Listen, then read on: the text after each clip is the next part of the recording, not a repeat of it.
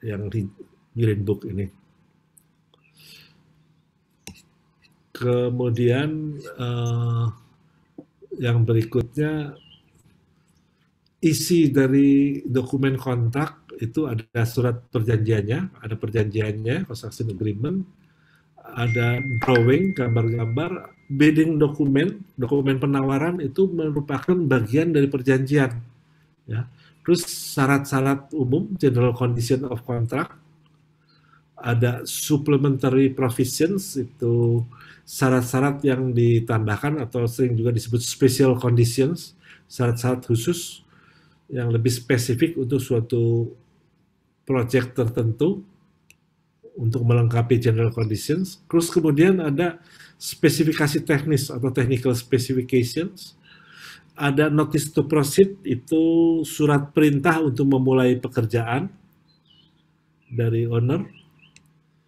Kemudian ada berbagai bentuk jaminan.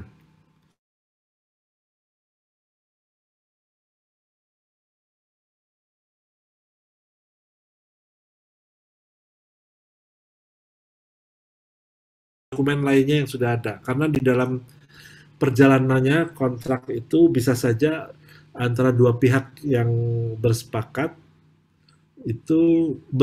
untuk melakukan perubahan atas kontraknya. Ingat tadi saya menjelaskan bahwa dokumen kontrak itu boleh berubah sepanjang perjalanannya asal ada kesepakatan antara kedua belah pihak dan perubahannya itu dicatat di dalam adenda. Adenda itu bentuk pluralnya dari addendum.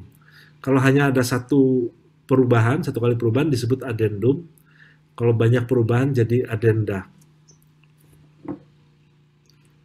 Nah, dokumen kontrak seperti saya sebutkan tadi, ada surat perjanjian, agreement, ada general condition, syarat umum, ada special stipulation or supplementary conditions, ini syarat-syarat tambahan ya, yang mengubah general conditions, yang biasanya general conditions itu berupa dokumen standar.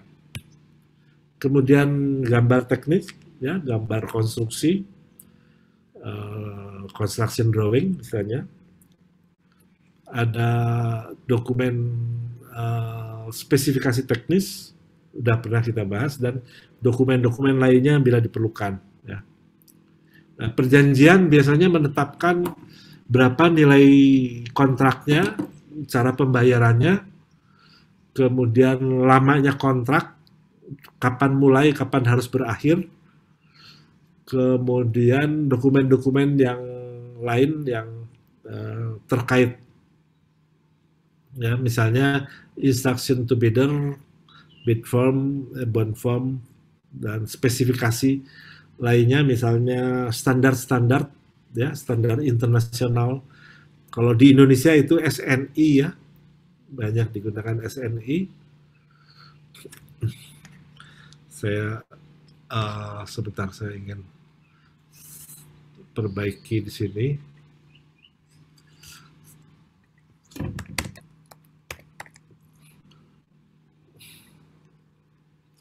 Barangkali SNI saya taruh di depan karena ini Indonesia. Kalau yang ini mungkin lain dan sebagainya.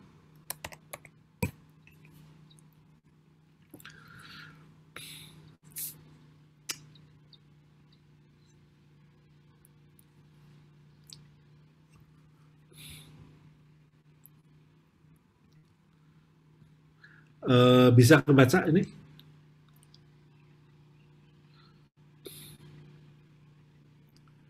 Bisa.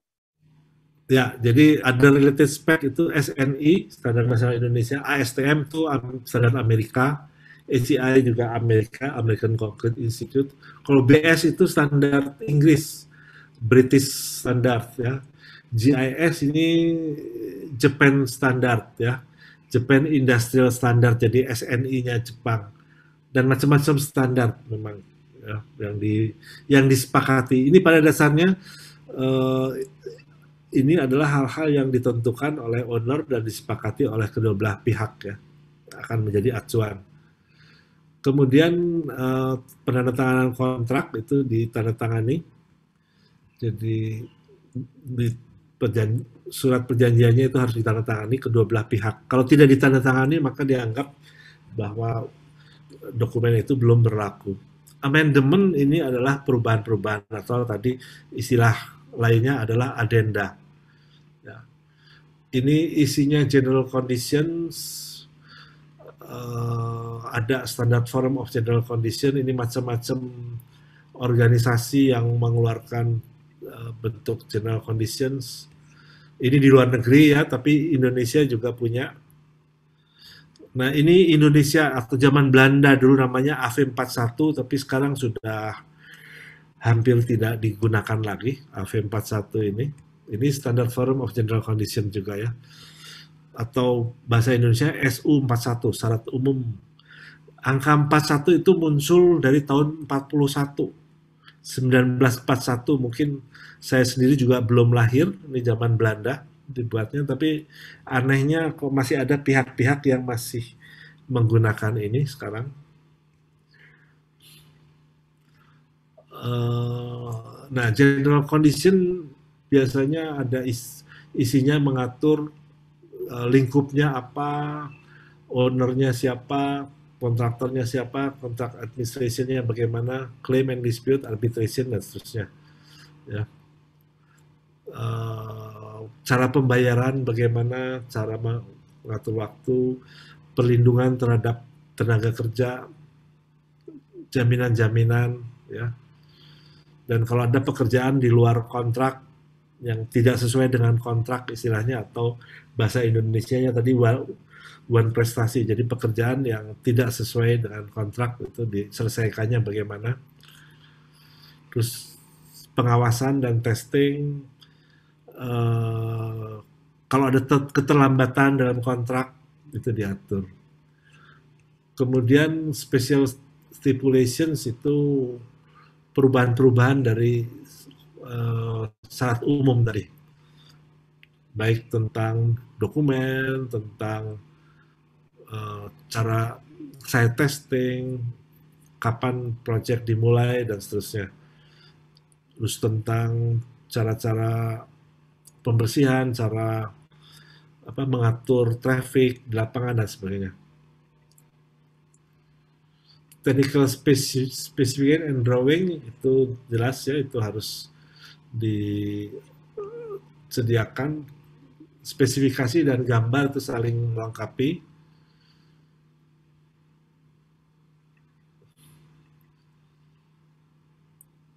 Kadang-kadang muncul situasi dalam dokumen-dokumen itu yang conflicting. Nah, kalau terjadi misalnya antara gambar, drawing, dengan technical specifications itu ada perbedaan. Nah, mana yang menentukan? Biasanya itu ada order of preference, ada urutannya, hierarkinya. Jadi special provision itu menentukan. Jadi ini lebih menentukan yang diatur dalam special provision daripada di dalam general conditions. Yang ada di technical specs itu lebih menentukan daripada drawing. Jadi kalau berbeda, maka kita mengikuti apa yang dinyatakan di dalam spesifikasi, bukan yang di dalam gambar. Nah, technical specifications rasanya kita pernah membahas dulu ya. Jadi saya tidak akan membahas secara spesifik lagi. Silahkan saya dibaca lagi ini cerita tentang atau struktur dari technical specifications. Kalau format internasional dia pakai CSI format, ada dibagi ke dalam 16 divisi. Rasanya pernah kita bahas dulu. Ada 16 divisi, 16 bagian gitu ya.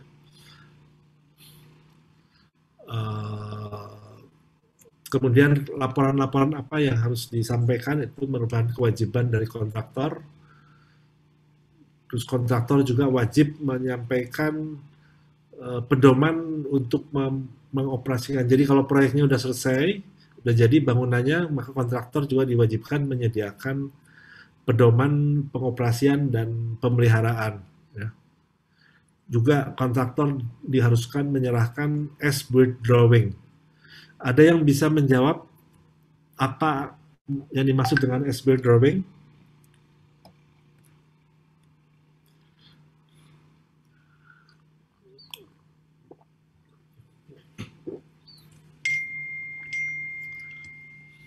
Uh, izin jawab Pak. Ya, silakan. Itu S-build drawing itu gambar teknik yang sudah disertakan perubahan yang dilakukan saat membangun. Ya, jadi S-build drawing adalah gambar dari semua fasilitas yang sudah terbangun, ya. Seperti apa jadinya, gitu ya. Digambar kasarnya sebenarnya harus digambar ulang semua yang sudah dikerjakan itu. Tetapi untuk kemudahannya biasanya kita menggunakan gambar teknik, gambar rencana, technical drawings yang sudah disediakan di kontrak. Dan kalau ada perubahan, maka perubahan itu dinyatakan di sana ya. Jadi digambarkan perubahannya apa gitu. Jadi SBD. Dan ini dokumen yang sangat penting karena itu menunjukkan apa yang sudah betul-betul dikerjakan oleh kontraktor. Kemudian ada dokumen-dokumen lain juga terkait kontrak itu yang sifatnya non teknis seperti form-form pembayaran, form jaminan, asuransi dan sebagainya. Kemudian rencana kerja ya, rencana apa? Keselamatan dan kesehatan kerja, jadi RKK istilahnya, rencana keselamatan dan kesehatan kerja. Tapi sebetulnya RKK itu juga dokumen teknis ya, bukan bukan non teknis ya. RKK itu juga dokumen teknis karena menjelaskan bagaimana kontraktor akan menangani atau mengendalikan atau mengelola kesehatan dan keselamatan dan kesehatan kerja. Ini hal-hal yang harus disampaikan oleh kontraktor tadi, termasuk hasil-hasil tes. Ada yang disebut dengan shop drawing, spesifikasi alat dan material. Ada yang bisa menjelaskan apa yang dimaksud dengan shop drawings?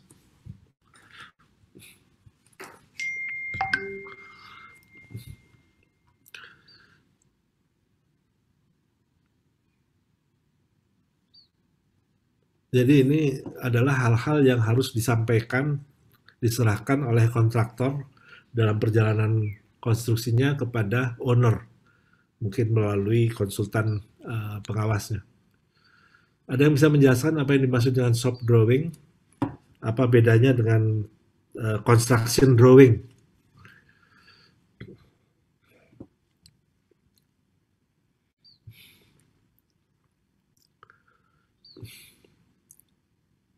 Ayo, saya tunggu jawabannya. Izin jawab, Pak. Ya.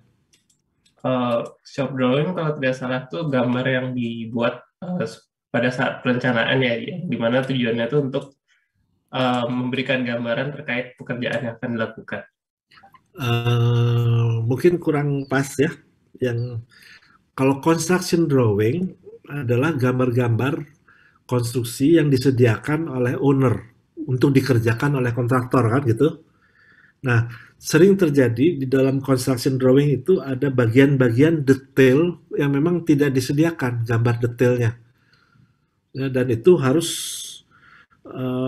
dibuat oleh kontraktor. Ya, makanya disebut shop drawing karena digambar di dalam shopnya, di dalam kantornya si kontraktor, atau mungkin juga digambar oleh subkontraktor. Jadi misalnya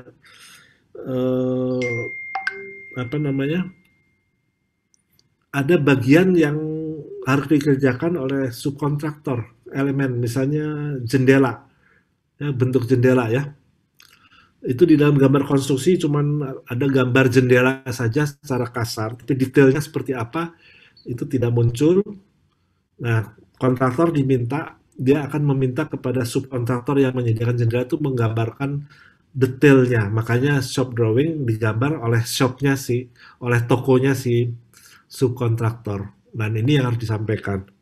Jadi itu gambar-gambar detail. Termasuk misalnya contoh bagaimana si kontraktor akan memasak cetakan beton, bekisting. Itu adalah merupakan shop drawing bagaimana backcasting itu akan dikerjakan oleh kontraktor. Kan sering-sering itu diminta juga oleh owner untuk memastikan bahwa kontraktornya itu benar mengerjakannya. Juga untuk pre-engineered and prefabricated component. Sebetulnya pre-engineered and prefabricated component, placing drawing for concrete reinforcing steel itu bagian dari shop drawings ya. Kalau hasil tes itu misalnya hasil kuat tekan beton, sampel material, mock up itu model dari suatu bagian pekerjaan ya. Ini hal-hal yang harus disampaikan. Nah, administrasi kontrak adalah suatu kegiatan yang bertujuan untuk menciptakan dan memelihara hubungan kontraktual yang produktif dan positif. Artinya bagaimana kita mengelola kontrak itu, mengelola hubungan kerja antara kontraktor dan owner sesuai dengan kontrak. Jadi ada prosedur-prosedur yang harus diperhatikan dalam administrasi kontrak. Harus jelas siapa wakil dari ownernya, resident project representatif ya, atau engineer atau siapapun namanya, bergantung kepada bagaimana dokumen kontrak itu mengaturnya. Tapi harus ada perwakilan dari owner. Quality objective, job site safety, ini keselamatan kerja, payment dan sebagainya, ini semua harus diperhatikan dalam administrasi kontrak. Dokumentasi misalnya surat menyurat ya, laporan harian, laporan mingguan dan sebagainya, itu dokumentasi. Change order ini penting karena itu dalam perjalanannya tidak mungkin suatu proyek itu dalam perjalanannya tidak ada perubahan. Akan sangat jarang sekali proyek yang dibuat persis seperti rencana semula. Selalu ada perubahan-perubahan kecil atau besar ya. Dan itu perubahan itu dinyatakan dengan change order, artinya perintah dari owner untuk mengubah bagian-bagian tertentu dari pekerjaan. Itu disebut change order ya. Saya kira ini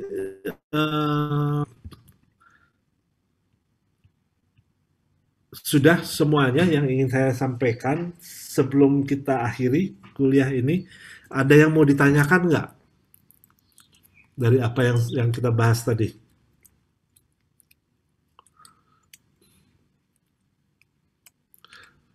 Saya berikan waktu 1 menit kalau ada yang ingin menanyakan atau klarifikasi dari apa yang sudah kita bahas tadi.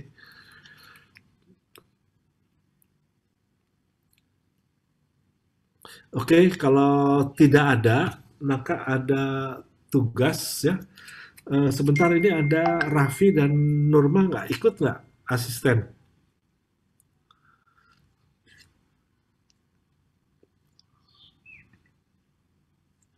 Mas Raffi ada nggak? Sepertinya tidak ada, Pak. Hah? Tidak ada, Pak. Mbak Nurma?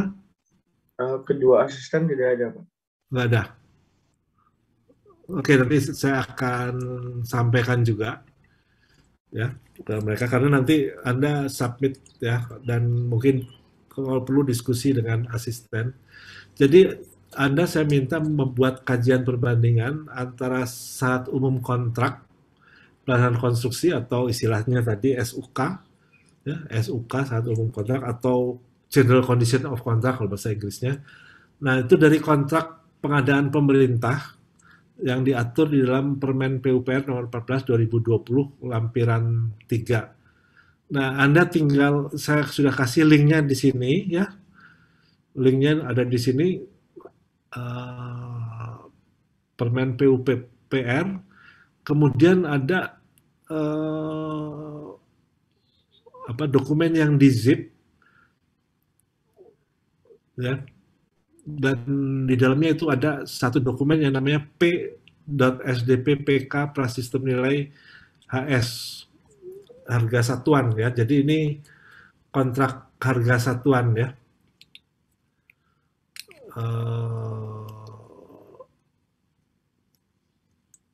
Sebentar, mungkin saya agak salah menuliskan linknya. Saya cek dulu sebentar.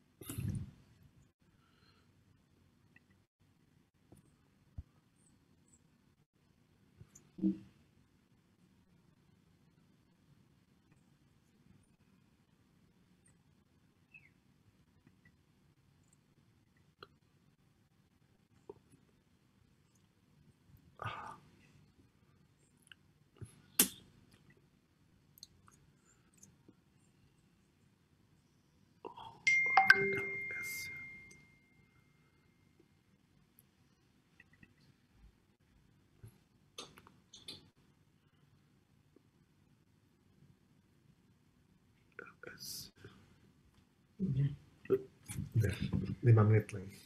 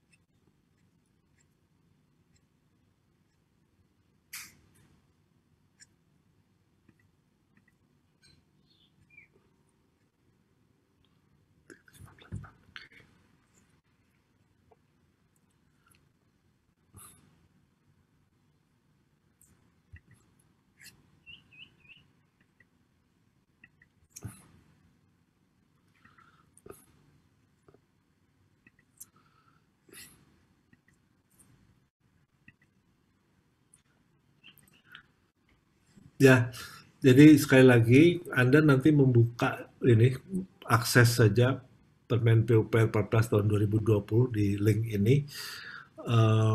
Anda pilih nanti ada salah satu karena dokumennya itu di zip. Nanti kalau Anda buka zipnya itu Anda pilih dokumen yang terakhir namanya SDP PK Prasistem Nilai LS ya. Jadi ini untuk kontrak lamsam. Halamannya itu Anda lihat dari halaman 3768 sampai 3807 ya. Dan itu Anda bandingkan dengan condition of contract for construction dari FIDIC Redbook ya. Ini Anda bisa cari dari internet, ada dua versi ya. Versi FIDIC 1999 juga ada versi FIDIC 2017. Silahkan pilih saja salah satu yang mana saja. Ini saya coba tunjukkan contoh.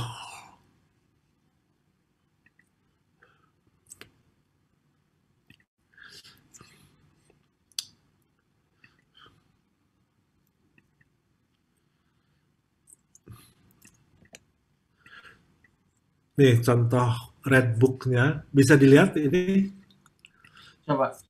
ya, condition of contract for construction, Anda cari aja. Ini sebetulnya kalau Anda buka FIDIC langsung ya, terus ada klik ini dokumen ini, itu Anda harus bayar, harus beli karena nggak gratis gitu ya. Tapi ada yang lama-lama itu ada kopinya yang Anda bisa download secara gratis. Hanya saya tidak mau apa namanya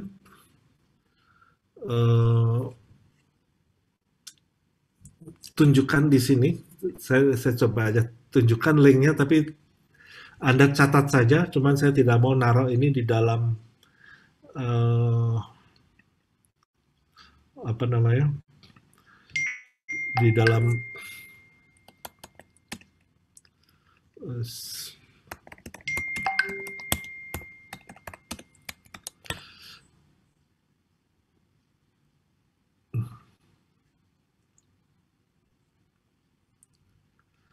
nah, Anda bisa lihat di sini.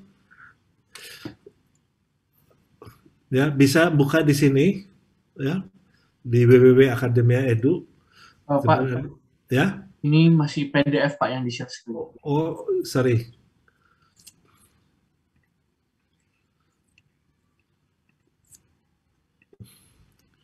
Kelihatan?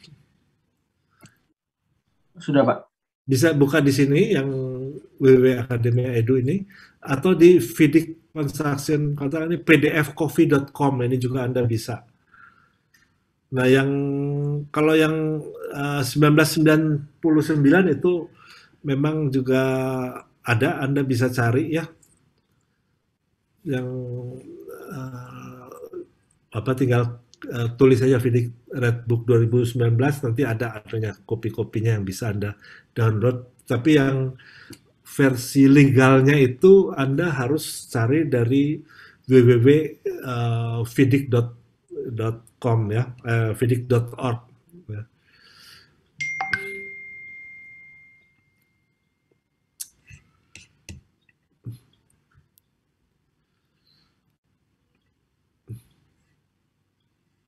Saya kembali ke salah. Kembali ke tugas yang tadi.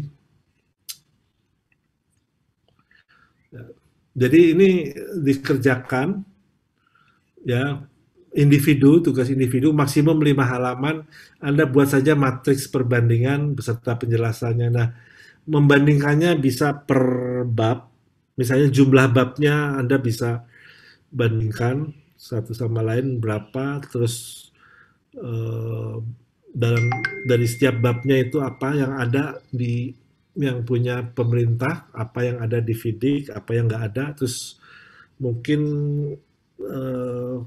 konten secara umum dari setiap babnya ya, nggak harus detail Anda bandingkan pasal per pasal gitu ya, tapi yang penting kontennya saja. Nah, kecuali kalau ada pasal yang sangat spesifik yang berbeda. Nah, itu Anda bisa bandingkan. Sebetulnya FIDIC ini Redbook yang tahun 99 itu sudah ada bahasa Indonesianya, sudah diterjemahkan juga oleh Pak Sarwono. Hanya saya nggak tahu apakah bisa dicari, ditemukan di internet atau tidak gitu ya. Kalau nggak ketemu, Anda pakai yang bahasa Inggrisnya saja.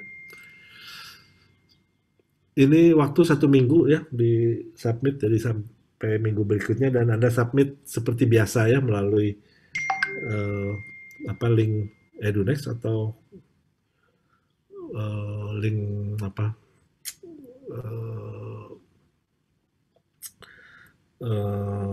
tim gitu. Nanti diatur dengan asistennya. Saya kira itu ya. Sebelum saya tutup, ada yang mau diklarifikasi nggak deh? Pak mau memastikan berarti ini tugasnya sudah pasti perorangan ya Pak? Soalnya kan biasanya kelompok.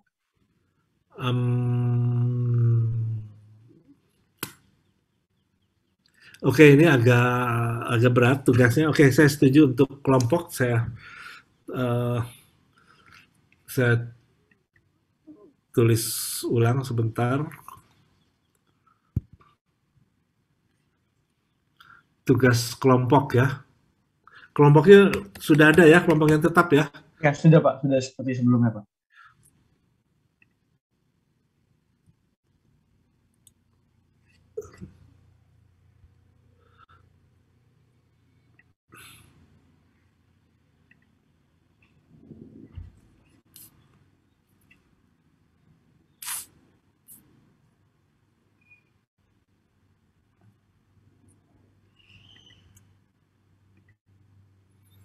Udah kelihatan?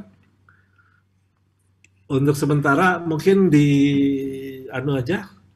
capture screen aja untuk tugasnya. Nanti akan saya share ke asisten dan juga ke EduNext nih versi yang terbarunya. Oke, nggak ada pertanyaan lagi? Sudah di capture ini tugasnya? Sudah Pak. Ya, oke ya, saya tutup. Jadi kuliahnya hari ini saya tutup sampai ketemu lagi minggu depan. Ya, semuanya kan sehat semuanya Sehat Pak. dan mengikuti semua ya. Oke, saya tutup sekarang. Terima kasih banyak Pak. Ya, Terima kasih, semoga Pak.